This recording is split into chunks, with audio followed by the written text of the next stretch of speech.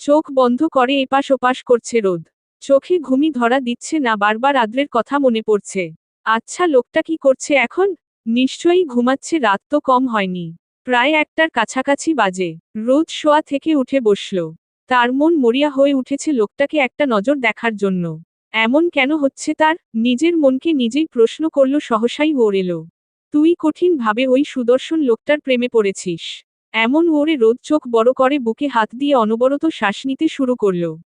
সে কি সত্যি ওই লোকটার প্রেমে পড়েছে?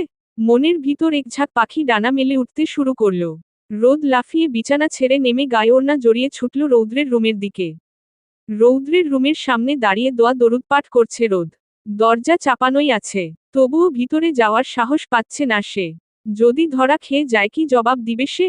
আরও কিছুক্ষণ দোয়া দরুদ পাঠ করার পরও বুক ফুলিয়ে শ্বাস টেনে দরজায় হাত রেখে আস্তে করে ধাক্কা দিয়ে মাথা ঢুকিয়ে উকি দিল। একই বিছানা খালি, কেউই নেই। রোদ ভিতরে ঢুকে ভালো করে চেক করল, না, দুজনের একজনও নেই। গেল কই এত রাতে দুজন? রোদ ভাবতে লাগলো কোথায় যেতে পারে।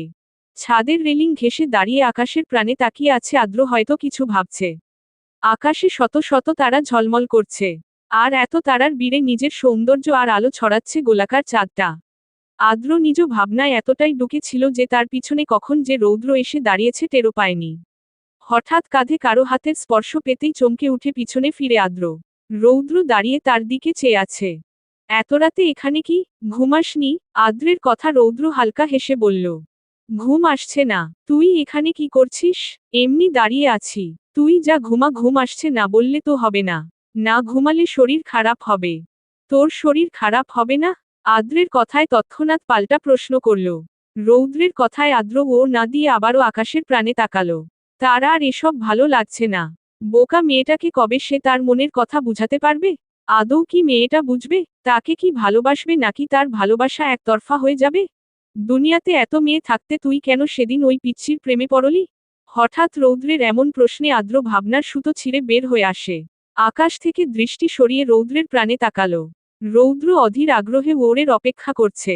আদ্র হালকা হেসে বলল, প্রথমবার যখন ওর চোখের দিকে তাকিয়েছিলাম সেদিন ওর চোখে নিজের ধ্বংস দেখতে পাই। ওই ছোট ছোট আখি যুগল থেকে এক ফোঁটা পানি ঝরলে এই শক্তপোক্ত আমিটা ভিতর থেকে ভেঙে চুরে যাই। পিচ্ছিটা এসেছিলই আমাকে ধ্বংস করার জন্য। একটু থেমে আদ্র আবারও বলতে শুরু করল, বিদেশ থাকাকালীন কত শত সুন্দরী রমণী যে আমার পিছে ঘুরেছ। অনেকে সরাসরি প্রপোজও করেছে। কিন্তু আমি ফিরেও চাইনি তাদের দিকে। আমার চোখের বারবার একটা পিচ্ছির চেহারা ভেসে উঠত। আর মনে হতো পৃথিবীর সকল নারীর সৌন্দর্য কে আমার পিচ্ছির সৌন্দর্যের কাছে। সেই যে এটুকুন দেখে গেলাম, বাকি এতগুলা বছর না দেখেই ভালোবেসে গেছি। দেশে আসার পর যখন জানতে পারি আমার পিচ্ছি পরিটা হারিয়ে গেছে, তখন আমার দুনিয়া ঘুরে গিয়েছিল। বুকটা ধূপ করে জ্বলে উঠে অসহ্য ব্যথা অনুভব করি। বারবার নিজেকে দোষী মনে হয়েছে। সেদিন যদি আমি আমার ছোট্ট ফুলটাকে ছেড়ে না যেতাম, তাহলে কখনো এই দিন আসতো না। আমার মনে হয়েছে আমার ছোট্ট ফুলটা আমার উপর অভিমান করে হারিয়ে গেছে। কোথায় না খুঁজেছি তাকে, পাগলের মতো খুঁজেছি, না সব তন্নতন্ন করে। কিন্তু আমি ব্যর্থ হই। পাইনি আমার পাখিটাকে কোথাও। সিজদায় পড়ে আল্লাহর কাছে হাত মেলে ভিক্ষা চেয়েছি। শেষমেশ সিদ্ধান্ত নিয়ে আমি আর এই পৃথিবীতে থাকব না। কিন্তু আল্লাহ আমার দোয়া কবুল করেছে, ফিরিয়ে দিয়েছে আমার ফুলটাকে। এখন তাকে আমার কাছে বন্দি করার অপেক্ষা, খুব তাড়াতাড়ি সেটাও করে নিব। এতক্ষণ মনোযোগ দিয়ে আদ্রের কথা শোনা রৌদ্রের চোখ জোড়া হঠাৎ ছলছল করে উঠল। এভাবেও কাউকে ভালোবাসা যায়? তার বোনটা বড্ড ভাগ্যবতী এরকম একটা পাগলাটে প্রেমিক পুরুষের ভালোবাসা পেয়ে। এভাবেও যে ভালোবাসা যায়, তোকে না দেখলে বুঝতামই না। ধরে আসা কণ্ঠে বলল রৌদ্র। তার কথা আদ্র প্রাণখোলা হাসি দিয়ে বলল, একের পর এক নারীর সৌন্দর্যের প্রেমে পড়ে কাপুরুষরা। আসল পুরুষ তো সে, যে এক নারীর সৌন্দর্যের বর্ণনা করতে করতে তাকে নিয়ে গোটা একটা জীবন পার করে দেয়। সকাল সকাল রোদের মনটা ভার হয়ে আছে। কারণ ঘুম থেকে উঠেই জানতে পারে খুব সকালেই আদ্র চলে গেছে। তার নাকি গুরুত্বপূর্ণ কাজ পড়েছে। মন খারাপই নিয়ে নাস্তা শেষ করে সবার সাথে সোফায় বসল। বড়রা কেউই নেই, ছোটরা সবাই বসে বসে আড্ডা দিচ্ছে, কথায় কথায় উঠে সবাই মিলে ঘুরতে যাবে। এই প্ল্যান অবশ্য সাইফের। তবে সাইফের কথায় রৌদ্র একটু বেশিই অবাকই হয়েছে। যে ছেলেকে রাত ছাড়া বাড়িতে 10 মিনিটের বেশি পাওয়া যায় না, পরিবারকে দেওয়ার মতো সময়ই তার হাতে নেই, সে নাকি সবার সাথে ঘুরতে যেতে চায়। এটা কি সত্যি শুনছে সে? তারও একটু অফিসে কাজ আছে, তবুও ভাই যেহেতু বলছে এই আবদার ফেলে দেওয়ার মতো না। ভাইয়া আদ্র ভাইকেও বলো আসতে, আমরা সবাই একসাথে যাব। সাইফের কথায় রৌদ্র সায় জানিয়ে বলল, বলবো, তবে আসবে কিনা জানি না। ও বলল গুরুত্বপূর্ণ কাজ আছে ওর। আদ্রের কথা শুনে ফারাহ রমন খুশিতে নেচে উঠল। আর রোদ সে খুশি হতে পারছে না। লোকটা কি গুরুত্বপূর্ণ কাজ ফেলে আসবে?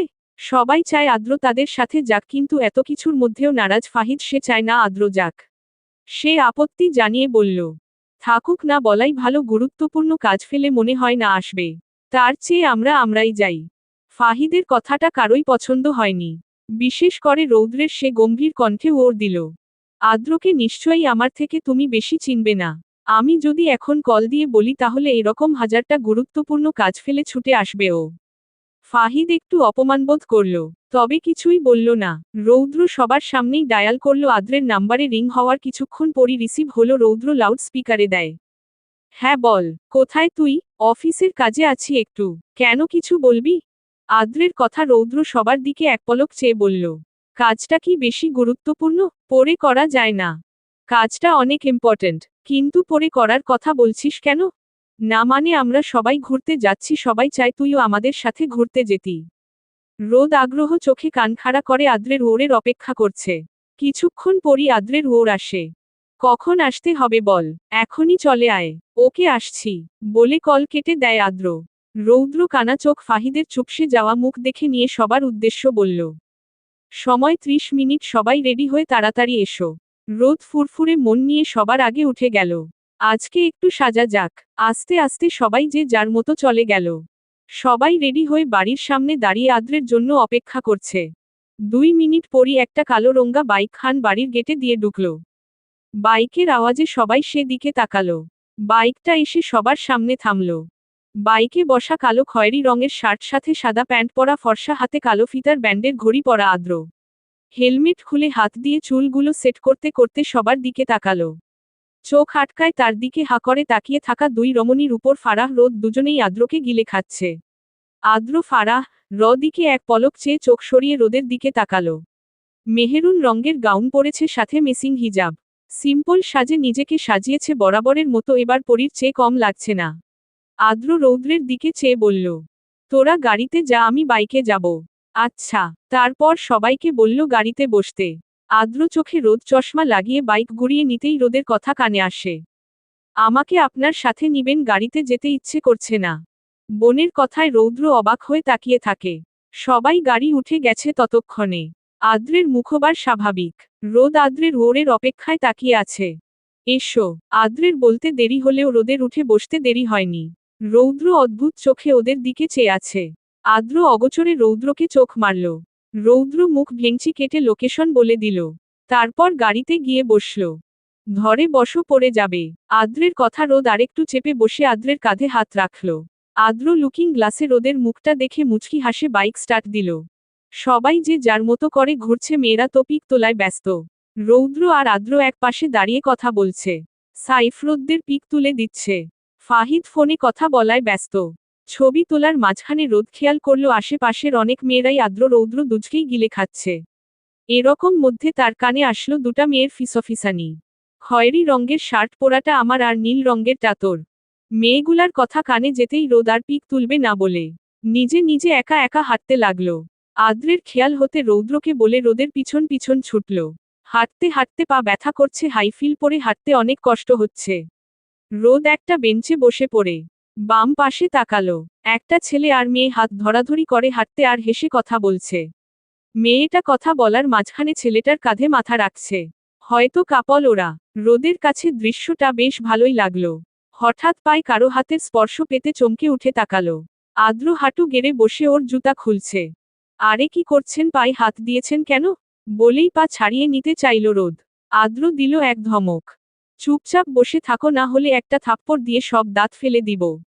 ধমকে মুখ ভোতা করে বসে রইল রোদ। আদ্র অগোচরে ঠোঁট বেঁকিয়ে হাসল। ধমক না দিলে মেয়েটা কথাই শুনত না। রোদের জুতা জোড়া খুলে নিজের পায়ে জুতাগুলো রোদকে পরিয়ে দিয়ে এক হাতে রোদের জুতা নিয়ে অন্য হাতে রোদের এক হাত চেপে ধরে বলল, চলো। রোদ বিনা বাক্যে আদ্রের সাথে পা মিলালো। আশেপাশে অনেক ওদের দিকে চেয়ে আছে। কেউ কেউ মুচকি হাসছে আবার কেউ ফিসফিস করছে। রোদের কেন জানি এসব দেখে ভালো লাগছে। প্রচুর গরম পড়ছে। রোদের গলা শুকিয়ে আসছে, একটা কোল্ড ড্রিঙ্কস বা আইসক্রিম হলে ভালো হতো। কিন্তু আদ্রকে বলতে পারছে না। রৌদ্র হলে নিরদ্বিধায় বলে দিত। আদ্র রোদকে একটা ঠান্ডা জায়গায় বসিয়ে বলল, এখানে বসো, আমি এখনই আসছি, কোথায় যাবে না। আচ্ছা। আদ্র চলে গেল। মিনিট 5 পর ফিরে এলো। হাতে দুটা আইসক্রিম আর দুটা ড্রিঙ্কস নিয়ে। যত্ন সহকারে আইসক্রিমের খোসা ছাড়িয়ে রোদের দিয়ে বাড়িয়ে দিয়ে বলল, নাও। রোদ হাতে নিয়ে কামড় বসালো তাতে। আহা কি শান্তি, গরমে তার জান যায় যায় অবস্থা। আদ্রের প্রতি ভালো লাগা আরেক ধাপ বেড়ে গেল। সে না বলতেই লোকটা সব বুঝে কেমনে। আপনি খাচ্ছেন না কেন? ইচ্ছে করছে না? তুমি খাও তাড়াতাড়ি, ওটা শেষ করো, এটা গলে যাচ্ছে তো। রোদ নিজের আধা খাওয়া আইসক্রিমটা আদ্রের দিকে বাড়িয়ে দিয়ে বলল, নিন।